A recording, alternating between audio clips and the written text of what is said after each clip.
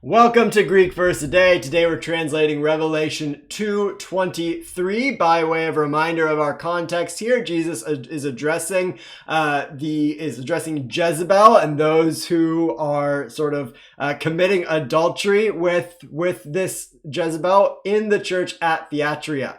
And so Jesus has just said to the angel over that church that those adulterating with Jezebel ought to repent, and if they don't, they will be thrown into great tribulation. And this verse 23, particularly with this Kai, is going to continue that thought and sort of finish it out before we get to a new sentence indicated by our period or full stop right here. So as always, you should be working from this.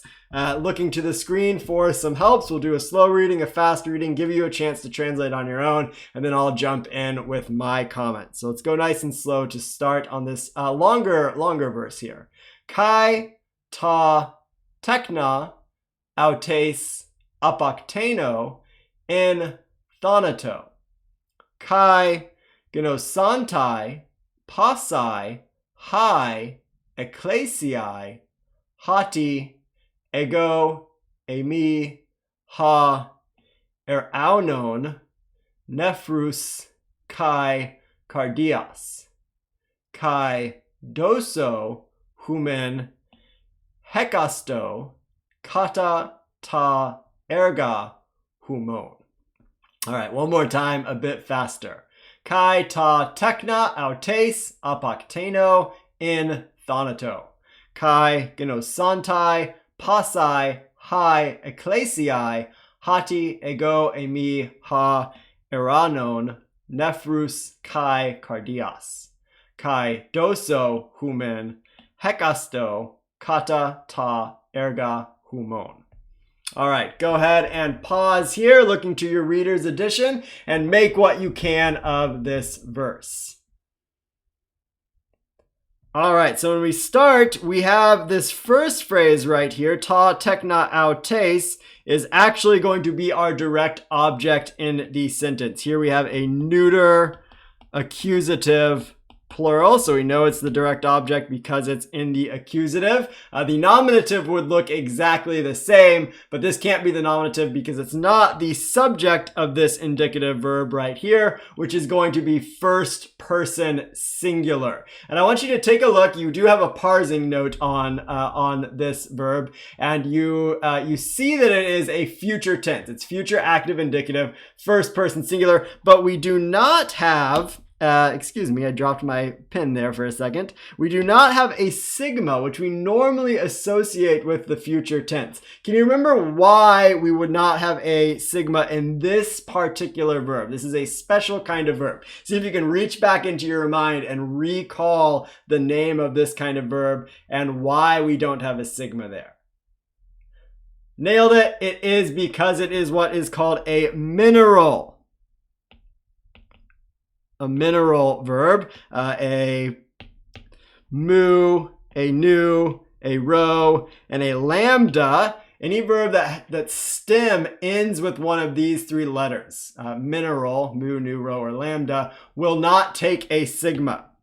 That those letters don't like to have a sigma after them for pronunciation's sake, and so what they do is they drop the sigma and their vowel, we have the lengthened vowel here, which is the circumflex accent there as our sign to the lengthened vowel. So this is a future tense verb even though we do not have a sigma in there. So I will kill her children, and then a prepositional phrase following it, in death. So I will kill them in death. A bit of a redundancy with the prepositional phrase of killing and death. And you actually see this quite often in Greek, where killing in death is combined with one another.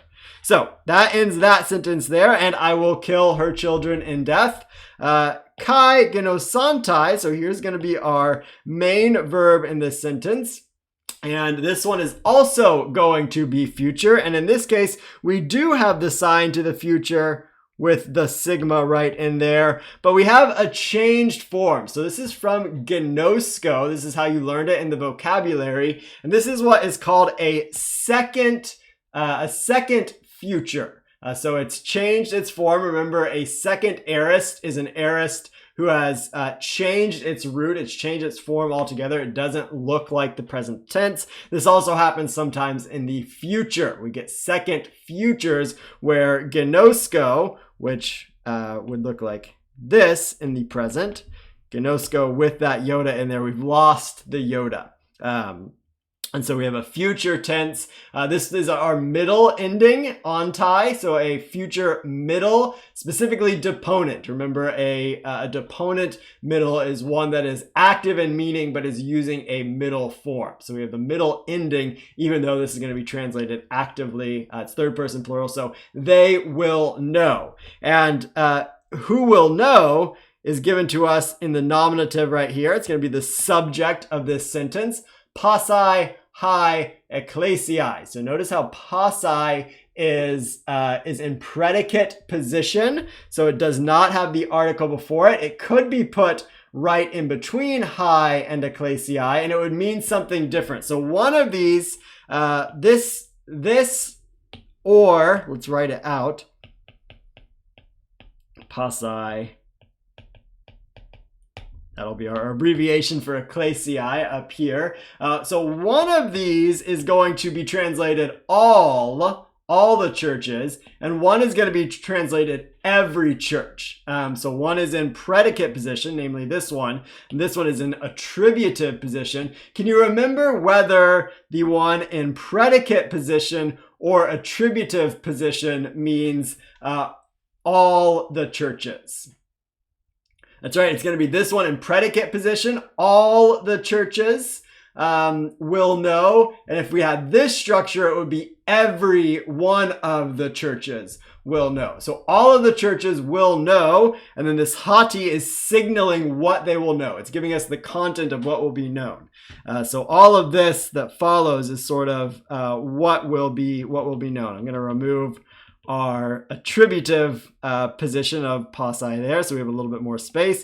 They will know ego, eimi, I am. So eimi here are to be verb connecting the personal pronoun ego, I am.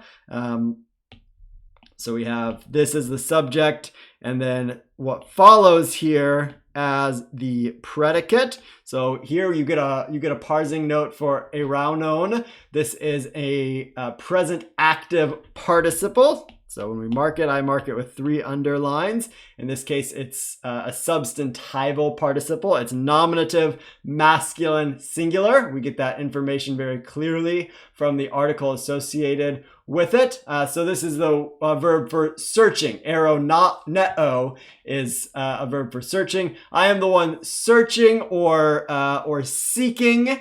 Nephrus kai cardias. So these are going to both be objects. They are both accusative plurals. I am, so they're the objects of the participle. Remember, participles can take objects.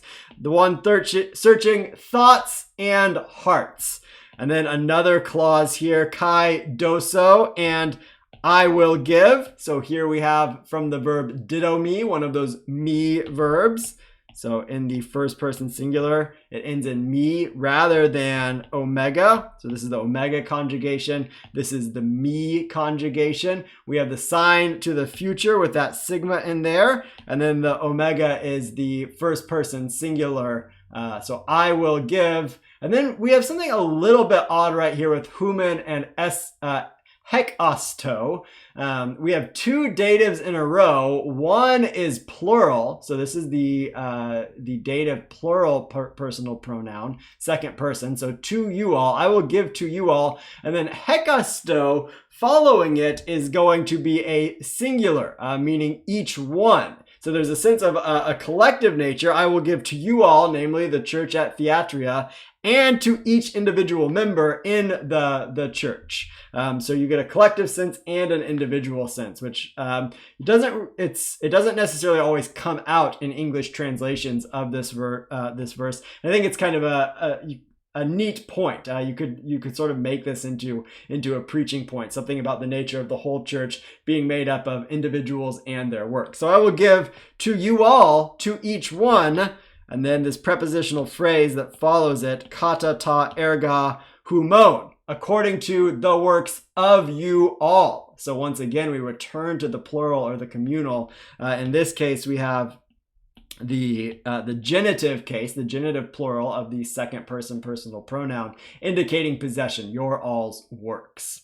So let's go ahead and put this all back together. And I will kill in death her children, namely Jezebel's children, and all the churches will know that I am the one searching thoughts and hearts. And I will give to you, to each one of you, according to y'all's works.